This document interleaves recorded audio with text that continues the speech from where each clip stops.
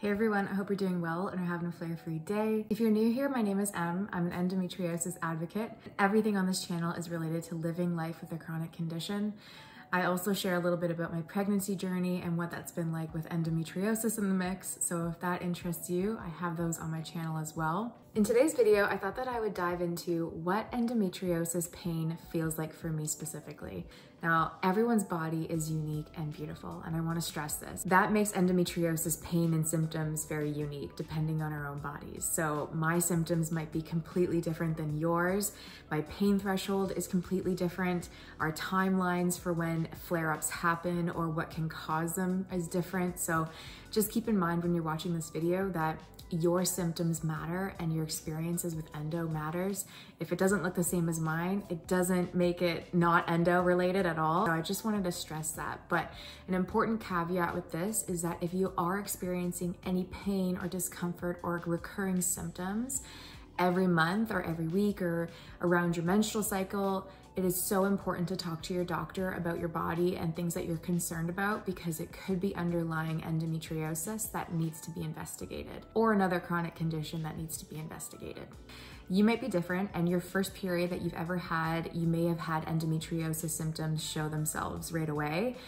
It took me several years to experience a full-blown endometriosis flare-up of pain. For myself specifically, I started my menstrual cycle in grade 5. So that is very early to start a menstrual cycle, but not uncommon. But I didn't experience excruciating pain. I had normal cramping, quote unquote normal. I had normal days of my cycle.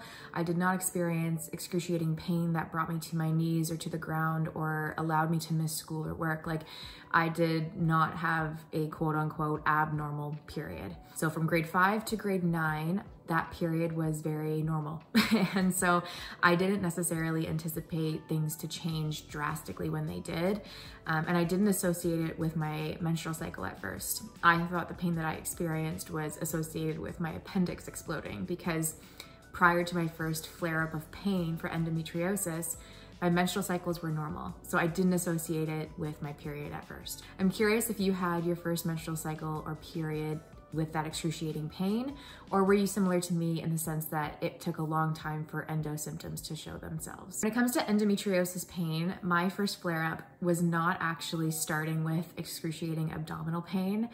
I experienced upper right thigh leg pain as a very first warning sign and symptom of endometriosis. I was walking into high school. I felt a weird Charlie horse, deep infiltrating muscle cramp that felt as though it was a period cramp in my leg.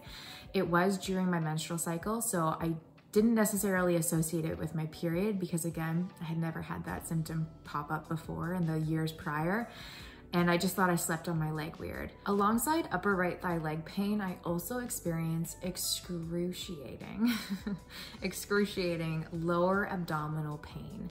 Now, if you're watching this video and you don't have endometriosis and you just want to learn a little bit more about it, this description might be very extreme, but this is the best way I can probably describe the feeling that we have.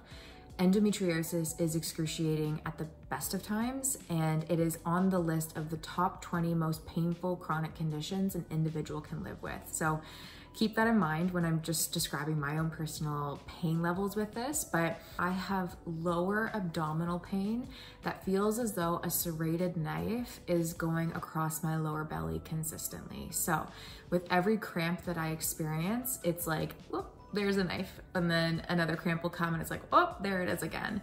And it doesn't let up. So that pain really does bring you to your knees or to a bed, and you truly cannot move your body. I find that being in a crouched position or a child's pose position or the fetal position, like kind of crouched into a ball, is the best way that I can be in a endometriosis flare-up of pain, because if I stretch out my body further or I try and make space, it makes it worse for me. You might be different, but I have that lower abdominal pain that just feels like a serrated knife, and nothing can kind of take that pain away. Alongside that serrated knife feeling is like a lighter of heat. So it would be like a knife is going under your belly and then it's like, oh, let's light it on fire. Like, that's also the best way I can describe it, because during an endometriosis flare-up of pain for me, I find that my body overheats and I start sweating profusely.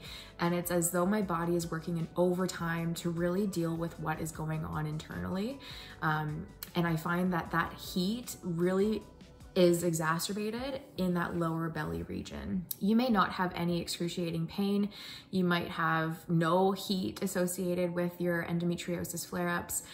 But for myself, that is the best way I can describe the excruciating abdominal pain that I experienced during an endo flare. Alongside the serrated knife and heat, I also feel as though there's barbed wire wrapped around my upper abdomen. So there's lots going on the lower part of my belly during an endo flare-up of pain. But when that happens too, it's as though there's no movement and there's restriction in the upper half. So again, being in that slouch position just kind of allows me not to feel additional pain on the rest of my torso and up the upper half of my body.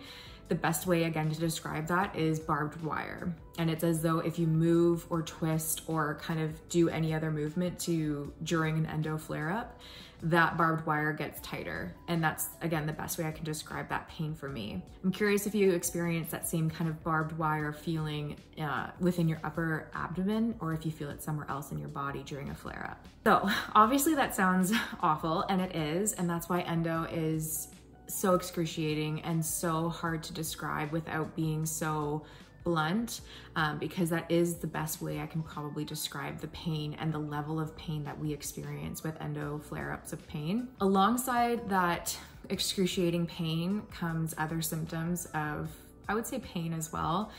Some of that includes nausea. So again, when all that excruciating abdominal pain is happening and that upper right thigh pain is happening, I feel sick to my stomach, because again, that cramping is causing things to move around in your body.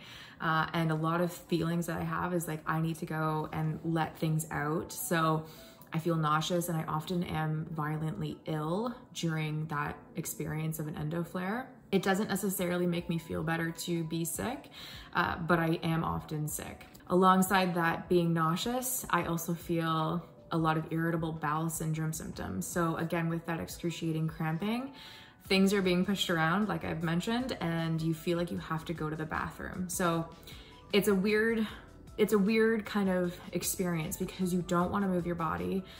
The last thing you want to do is irritate it more by moving, but you're like, I need to go to the bathroom and I need to move my body to a place that allows me to just like have all the resources I need, and the off chance that I actually do need to go to the bathroom. For myself, it feels like I have to go to the bathroom, but I don't necessarily do all the time. But it's just part of that experience of endo that is often a taboo topic to talk about. When you have a menstrual cycle, you feel like you have to go to the bathroom and there's all this pain. A lot of people don't dive into those details because it can be sometimes hard to talk about out loud, but it is the reality for some individuals, including myself, that we have those IBS symptoms or that nausea that comes with excruciating pain. For a lot of individuals, flare-ups can last hours. So imagine just having that excruciating pain and discomfort for hours, and it makes you extremely exhausted. Like, you can only imagine going through a battle like that every time you have a flare-up or every time you have your period or outside of your period, and you just feel exhausted. And so if you know someone with endo and they're like, I need to just rest after a flare-up, please remember that they've gone through a battle internally and externally that is very hard to describe and to dive into, and rest is the only thing our body needs in that moment. For myself, I know an endo flare-up is ending when I feel a cool sensation run over my body. So that heat that I experience is I start feeling cold in my cheeks, and it kind of goes through my body. The cramping subsides, and I just kind of sit there wherever I am, or I lie down wherever I am, and just let that experience take over my body. I take the time to allow my heart rate to go down. I will allow my body to just cool off before moving. I also have this kind of sense of fear to move my body right away if I feel a cool sensation, because I am scared. It never happens, but I'm scared of the pain returning. So when I feel that sensation, I just kind of sit there, and let my body just relax for a second. I take a few deep breaths, let my heart rate go down, and following that, I go to bed and I rest. So that's basically what an endo flare-up feels like for me. And I don't know if it's gonna be the same for you. I'm so curious to hear about your experience with your flare-ups in the comments below. What does it feel like for you? What is your main symptom that keeps popping up time and time again? Are there new symptoms that have come across your endometriosis flare-ups in the recent weeks or months that you're dealing with? And if they do pop up, how do you deal with those experiences? And I would love to hear from you, because I'm sure it would help someone else in their journey feel less alone. Yeah, and just remember that everyone's body is unique. And if you experience any pain or discomfort, please, please, please talk to your doctor or medical provider about potential suspected endometriosis or other underlying chronic conditions like adenomyosis or PCOS. Know that you're not alone in your journey. And I always want to remind you of this in my videos, because I always felt alone at the beginning of mine. Again, I thought my appendix was exploding because I didn't know what endo was. There was no name to the pain I experienced back in the day.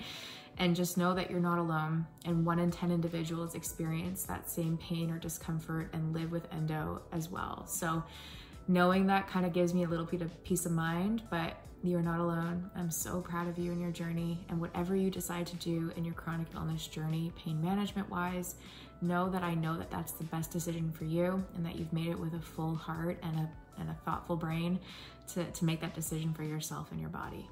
So with that, I will talk to you on the next one. Bye.